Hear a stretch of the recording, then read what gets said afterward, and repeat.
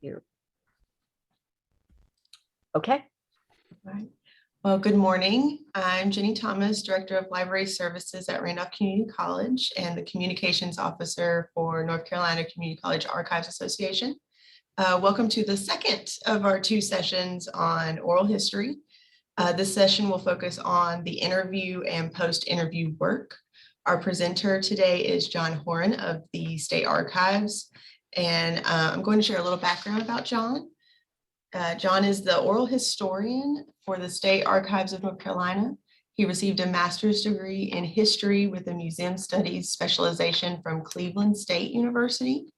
At Cleveland State, he began understanding the craft of oral history through the Center of Public History and Digital Humanities, where he spearheaded and consulted on several Cleveland regional oral history projects. He is also a PhD candidate in the field of public history from Arizona State University. While completing his coursework at Arizona State, John Horan honed his abilities as an oral historian through his work at the Legislative Oral Historian Oral Historian for the State Library Archives and Public Records of Arizona. In 2019, he created a commemorative oral history project for the 60th anniversary of Pittsburgh Theological Seminary.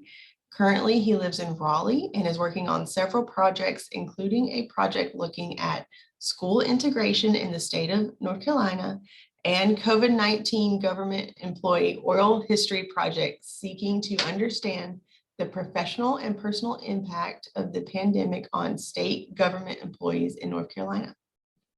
So thank you, John, for being here. We are very grateful for you agreeing to do this presentation, part two, with us. And please go for it.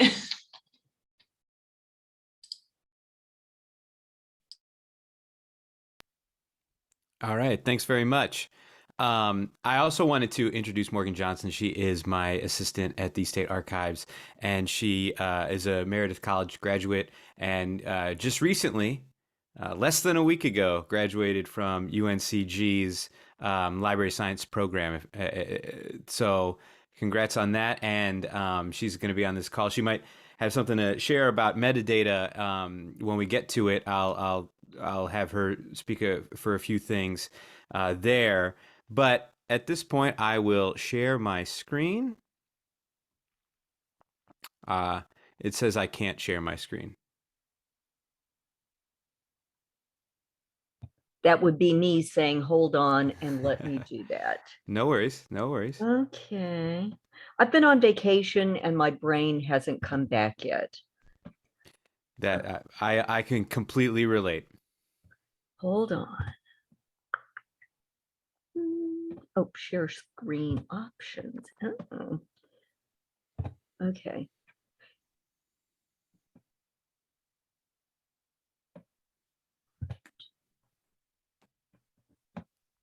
Okay, you should be good now, John. Try it.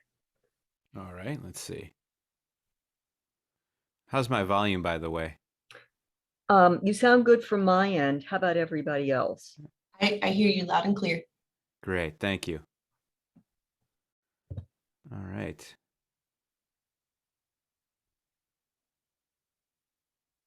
All right, there we go. I thought I'd start with a bit of a recap from last time. As Jenny said, I am John Horan. I am the oral historian and amateur podcaster for the State Archives of North Carolina, and I'm glad to be invited back for part two of our series on conducting oral history. We again will have time at the end for question and answers. But today we will look at how to conduct the interview and then how to sort of approach preservation considerations sort of after you hit stop on the recording. But like I said, I wanted to recap what we talked about last month. We considered what to do in the planning and pre-interview stages of conducting oral history. And when planning, consider question themes. You know, make sure you have a set of narrators or interviewees, depending on what you want to call them. And then also have a specific subject matter that you're looking to talk about. And then when you do your pre-interview, don't forget that there's physical considerations and digital considerations, even if you're doing it in person. If you're doing it online, it's obvious that there's digital considerations. But even if you're doing it in person, there are digital considerations. But first, physically, you got to make sure that the room you use is well suited for audio interviewing. No hard surfaces, allowed appliances, get away from all that. And then digitally, consider using lossless files. We talked about that. It was this uncompressed file to record and store your interviews, and we'll talk a little bit more about that today. And get a high bit rate on that, and then at least 44.1 kilohertz of sound. And then in the pre-interview, don't forget to orient the interviewee.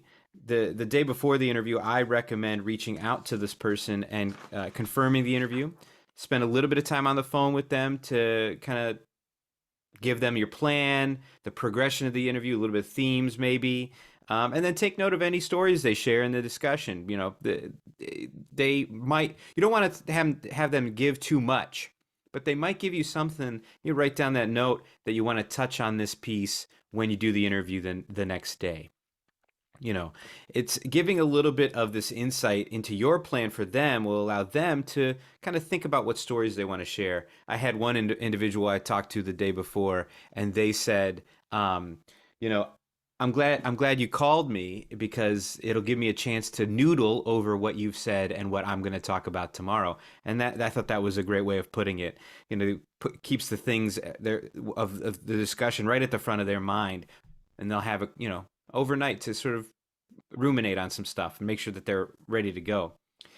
And then after you've confirmed the interview, go ahead and set up the room ahead of the interview. Have the recording equipment and questions ready to go set up there for you so that when the interviewer steps into the room, you can get started right away. You're not fiddling around plugging things in. It's not every time. You can't always do that. Sometimes there's somebody has the room before, so you might have to be setting up while you're talking to the narrator, but if you can do it beforehand, it just is a little bit better. And then once again, I would just a word of caution: don't go too in depth with the pre-interview. You don't want to lose the organic quality of an oral history. It's an art form. You got to toe that line. Just the other day, I was talking to somebody. We attempted to interview yesterday, but because of technology, we had to reschedule. But anyway, I talked to her the day before, and she started going on the story about how her father was involved in the school board, first African American school board director, and she started telling the story, and I said, wait a minute. I want to hear the story, but I want to make sure that the recording is on when I hear the story. So you want to hold on to it, because if you tell me it now, tomorrow it's going to sound a little canned, and that's not what we want. So just it's an art form. There's a little bit of a give and take, but anyway, spending time with orienting individuals still does go a long way. So don't give up on it entirely. But anyway, so let's dive right in. So you've got this planning done. You've confirmed interviews and time and space, and now it's time to start the interviewing. But of course, it's essentially a conversation. The most important skill in all of this, the technical, everything, all that, the research skills, the most important skill, underline this, if you underline anything, is that you have to listen to the individual you're speaking with. Listening is absolutely the key to doing oral history. It's active listening. You got to be able to go with the flow, and we'll talk about all that later. But in the minutes before the interview, make sure you chat with the person. Ease any last minute anxiety. Remember, it's a conversation with the expert, them. No one knows more about the person's life that you're interviewing than the person you're interviewing. Just remind them of that, and then give them a reminder that you'll be recording the interview, and that you'll have a brief paragraph to read before the questions begin. And we'll talk about that too. And then with all this done, it's time to hit record. And don't forget to hit record. That's another thing you might want to underline, because a great many interviews have been lost because the interviewer forgot to hit record. I remember going to the Oral History Association annual meeting right before the pandemic, October 2019. And there was a big panel up front of these big shots in oral history. These people, big names in it. And one of them, they were talking about embarrassing stories, and one of them was so concerned about this interview with this person, wanted, because it was somebody they would really, it was like a linchpin for their project, and they were, they want to make sure they have all their pens in order. They had pens and pencils, and just in case the pens didn't work, and all this stuff ready to go, and they had it all set up, and they had this interview, and they said it was a great interview. They got home, forgot that they never hit record. And so they had to go back and do it again. They got the interview, but that's just such a demoralizing feeling, and I want you to avoid that feeling. But anyway, so again, don't forget to hit record. But once you do hit record, begin with that prepared statement. There's a paragraph I recommend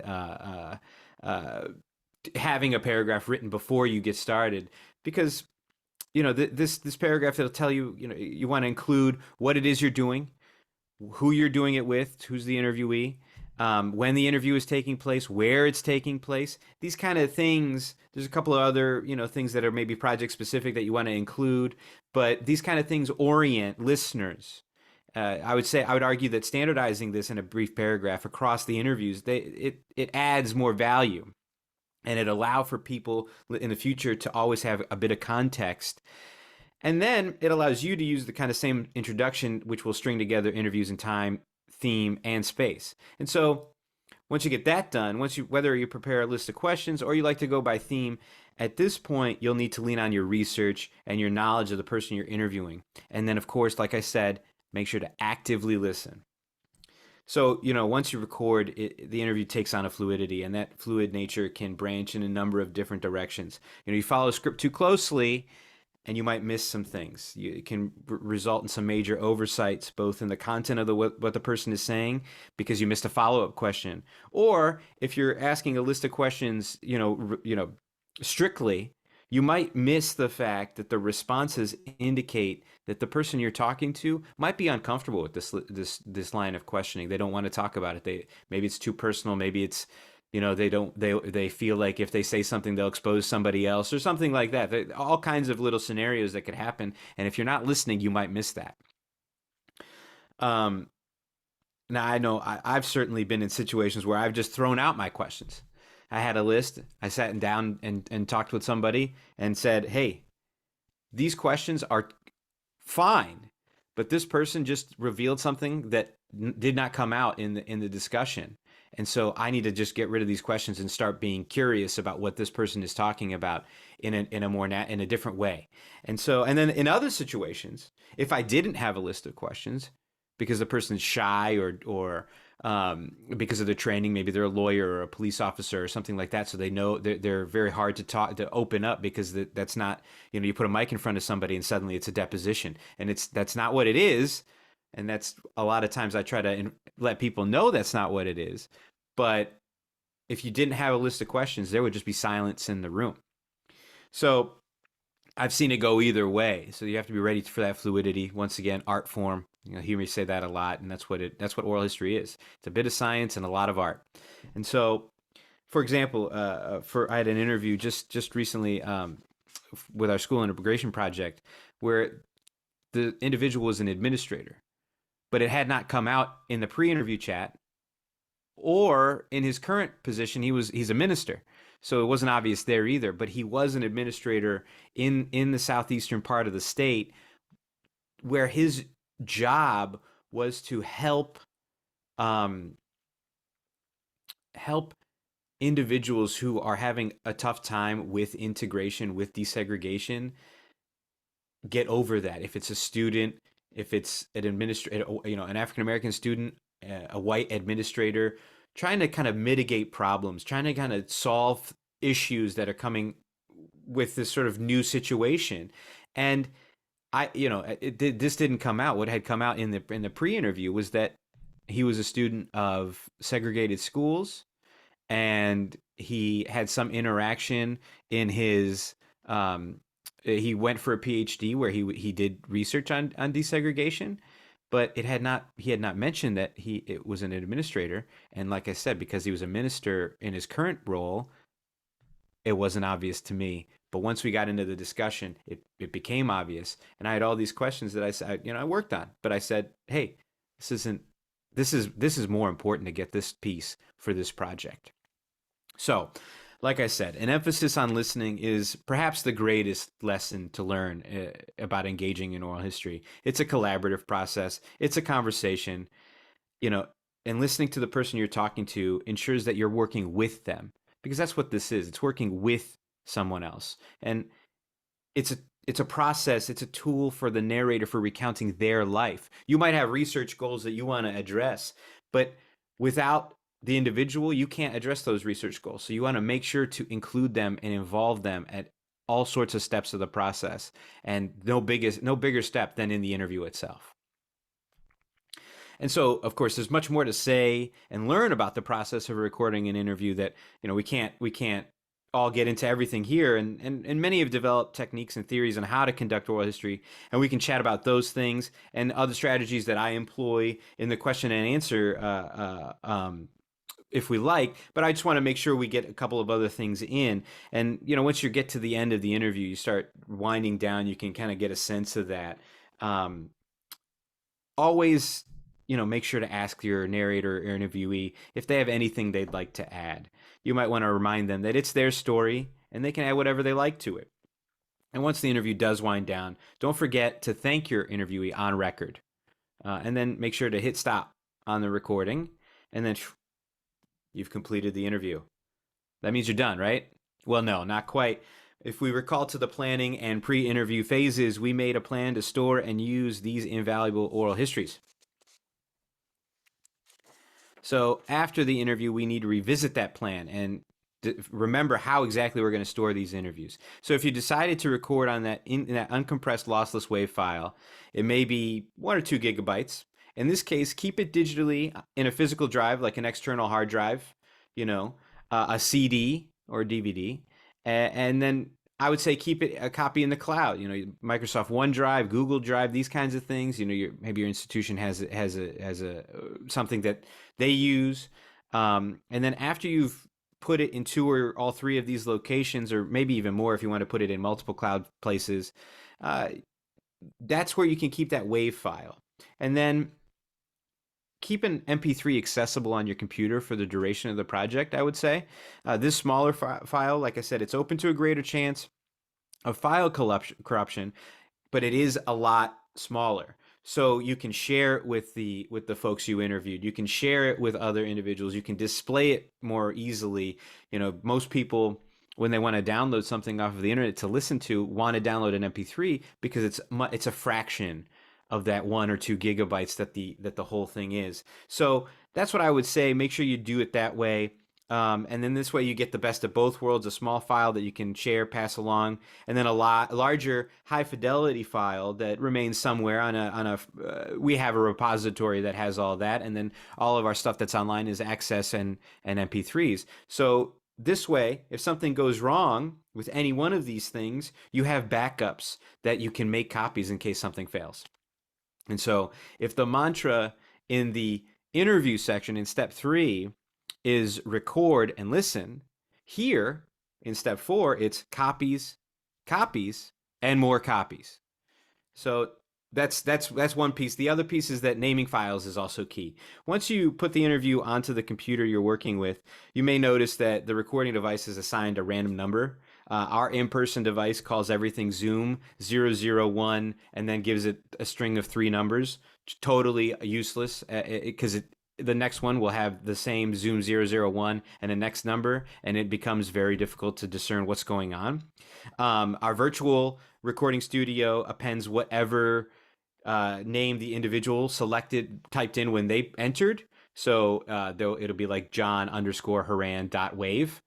Maybe with a date.wave, and this is a little bit easier to understand, but still, I would 100% recommend renaming the file as quickly as possible. So in the archives, we use a naming convention that helps give context, prevent confusion, and it's all right there in the name. So we make sure to include information that'll give a brief understanding what the file is. And furthermore, we don't rely on using folders to give information because the file could be moved out of a folder and then it's lost its link to the information. Chaos ensues. And as archivists, we don't like chaos. That's our whole thing. So I recommend, using a file name that includes the name of the individual you interviewed, the date of the interview, a number identifying where this falls in this interview falls within the series, and then keeping that file type extension is ideal. Underscores instead of spaces, 3-digit number scheme, and I like the international standard for dates, but I always recommend a file naming convention. I have it here on the screen. Of course, OH is oral history, underscore CovGov, which is our COVID government oral history project.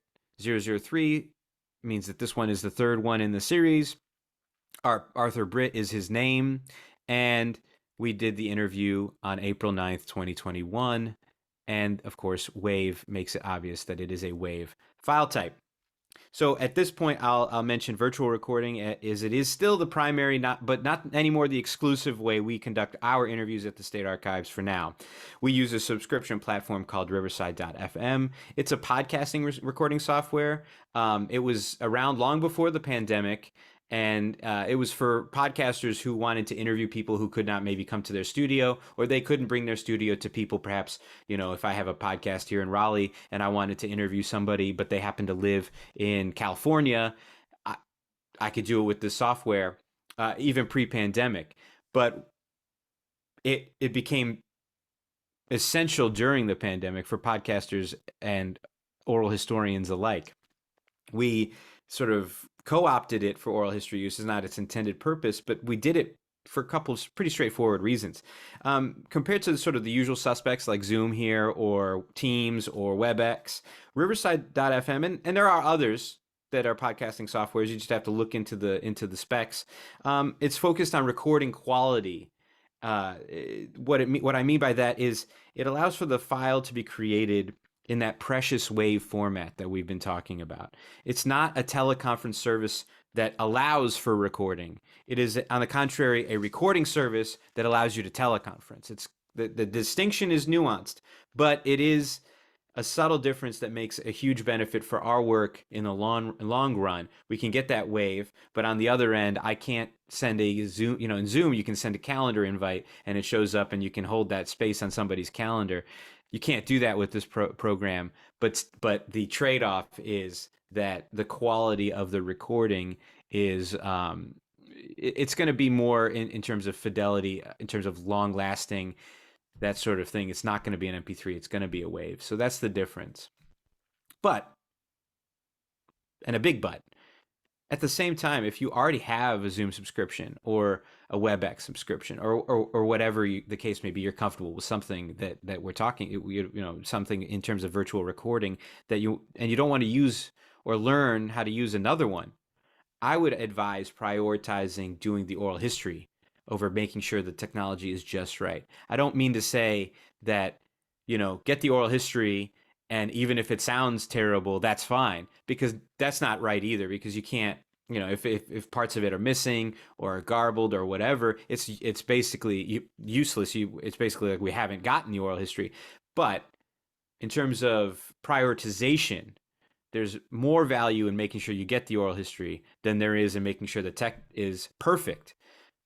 But if you can get it, everything as high up as possible, that's what I would recommend. But still, no matter how you decide to originally record the interview, though hopefully in WAV, always make copies. And if you can, best practice would be to keep it in at least 3 locations, as I said. Put the interview on physical drives like external hard drives, CDs, DVDs. Alternatives would be to keep it in the cloud. Like I said, Microsoft, Google, they have options for that. After you've put the WAV in 2 or 3 of these locations, and you keep an MP3 on your computer, and like I said, it's open to more corruption, but you can share it. And so, everything, you've got all these backups. And then, of course, another long-term solution for preserving your interview would be to team up with a local, state, or national repository. You can set up different collections and programs and team up with archivists and oral historians to collect and preserve this history. At the State Archives of North Carolina, we're always interested in helping individuals and other groups preserve their memories. So it's something we could explore in the future. If there are projects that we have out there, I would be happy to talk about that as well. And so ultimately, remember to figure out who you're talking to, utilize the technology that you have, save multiple copies, make it accessible for future generations, and remember, relax, record, listen, and make copies. So I will close with the words from Mark Benton, the Assistant Secretary at the Department of Health and Human Services. He is specifically referring to his work and the work of preserving COVID response through oral history, but his words ring true for all of oral history. Preserving people's memories through the spoken word is an invaluable way we share our culture, our rootedness, and our history. And of course, the everyday becomes extraordinary. Other than just repeating to what I shared with you last night, that what an important project that you have embarked upon. And I have shared with my staff many times that, that long after this pandemic is in our rearview mirror, there will be those who will come behind us and ask for data, whether it's death certificate data, whether it's these audio files or other documents, and give us an unvarnished sense of how well we did or did not do. But I hope that I do not live long enough to have another global pandemic that either impacts me or I have to be a part of the leadership. But it will eventually come around, and I really do believe that these conversations will help those that find themselves in some of the same seats of the folks that you have interviewed.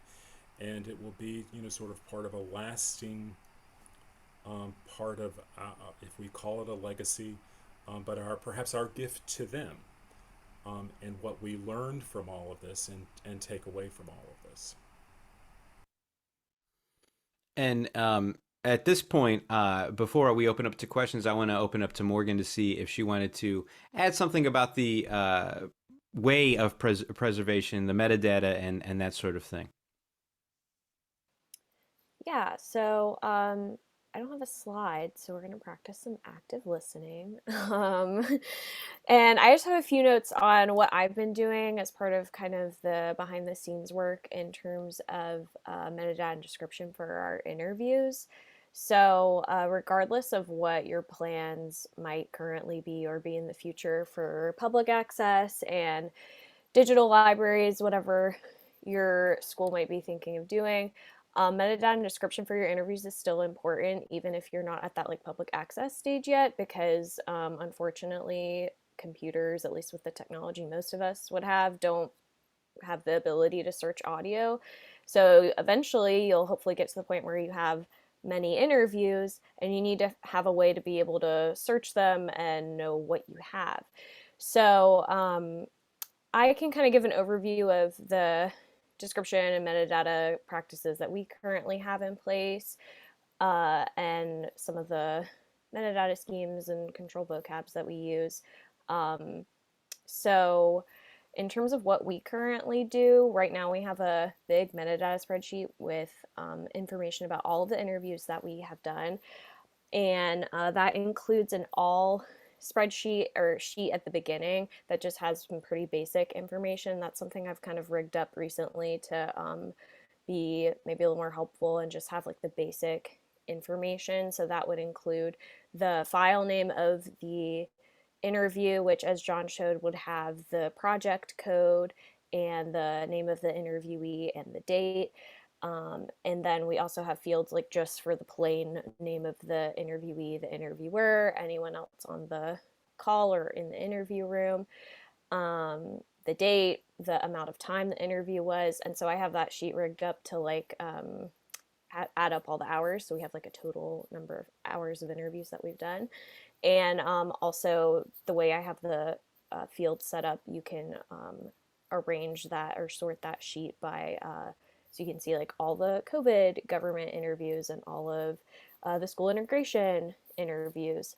So that's a nice way to just have an overview of what you have. And then in that spreadsheet, we also have different sheets and tabs for all the different projects. And those sheets have more specific metadata and description for those interviews. So that would include like subjects and index terms and places and general summary of the interview. And that those sheets follow like a locally customized version of Dublin Core that the archives uses in NC digital collections.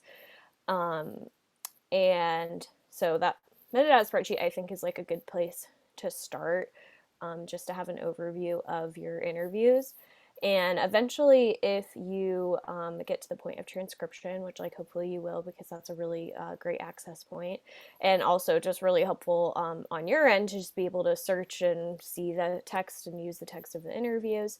So we also are in the process of transcribing all of our interviews, and that also includes some front matter at the beginning of the document that has a in detail summary of the interview and also a biography of the interviewee that is standardized, so that bio follows the same format every time. And so that's just an example too of when you're working on description, finding ways to standardize it and make it more of a process can be helpful. So having kind of like a template for your description can save you some time and headaches while you're working on that. And so in terms of some metadata schemes and standards that we use, I mentioned Dublin Core already and I've lately been looking at other digital libraries and repositories and seeing how they're presenting their oral histories. And Dublin Core is pretty common, but there are other metadata schemes that are out there that might be more helpful for you. But Dublin Core is pretty universal and easy to crosswalk. And what we've been doing is for any subject, so how we have our like subject tags that set up is that we have a subject field for stuff that anything talked about in the interview that has a Library of Congress subject heading equivalent, and then index terms for stuff that might be more North Carolina specific, or people mentioned in the interview that aren't in Library of Congress subject headings but are still important to the interview and would need to be searchable in the long term in a digital library, and then also places mentioned in the interview, and that format of how we type out the places is also standardized. So those are just some of the kind of standards that we're using while we're describing that. Yeah, so that's an overview. Thanks, Morgan. Yeah, it's a metadata. You can get into it and never leave, like the Hotel California, but it is absolutely invaluable. And so I wanted to make sure that there was something mentioned on that score. And so at this point, there we go. I'd like to open it up to questions, general discussion, and thanks for your time.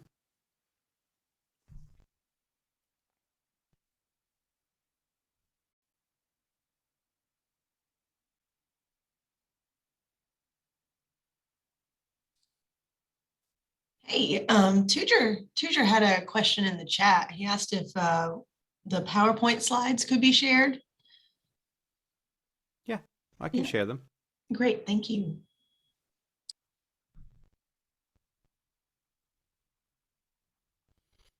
I know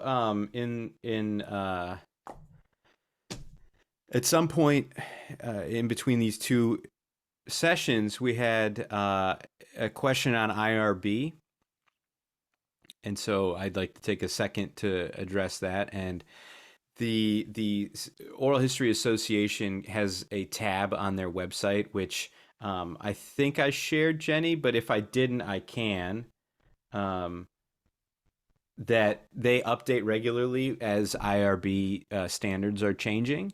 And so the point of that is to say that currently oral history is generally exempt from IRB requests.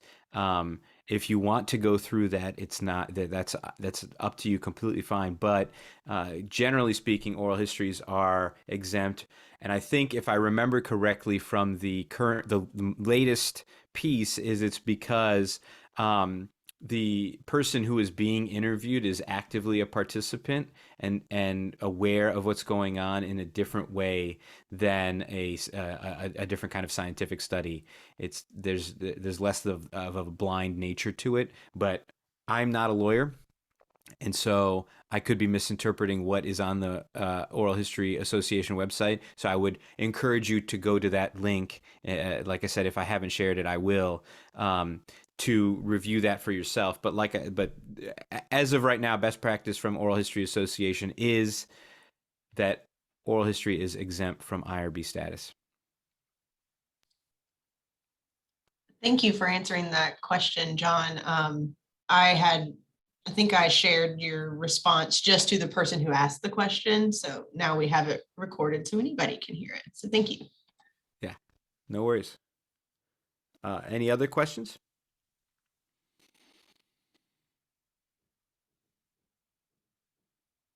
Jenny, were there any questions in between other than that one in between the two sessions? No, there wasn't. But Rebecca Shaw just put in the chat, would it be possible to reach out if we have questions later? Yeah, absolutely, Rebecca. We are always, more than that, we're open to partnership, not just questions. If you want to reach out to us and ask a question, I'm happy to answer it. But if you want to reach out and say, hey, look, I want to interview I have this project idea, but I don't know where to go. I don't know what to do. I don't know where to start. Please feel free to drop me an email. My inbox is always open. My phone number, give me a call, and we can hash it out. We can partner together, or I can give you the tools to get started, however you want to do it. But we are absolutely open to working together across the state.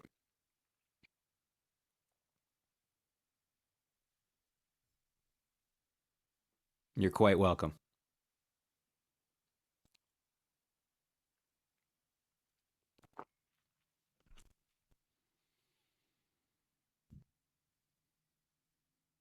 Okay, well, I think that's it. And thank you so much to both of you. Gave some really awesome information, and the association and the membership. We all really appreciate you taking your time to do this for us.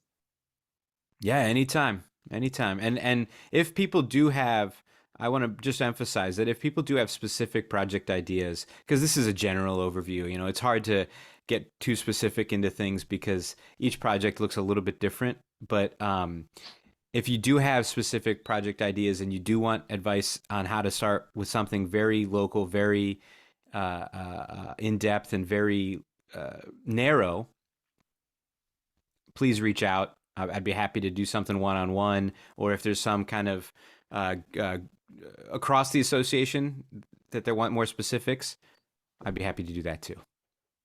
Great. Awesome. All right. All right. Well, thank you everybody for coming, and I hope everybody has a good day and weekend. All right. Thanks very much. Bye.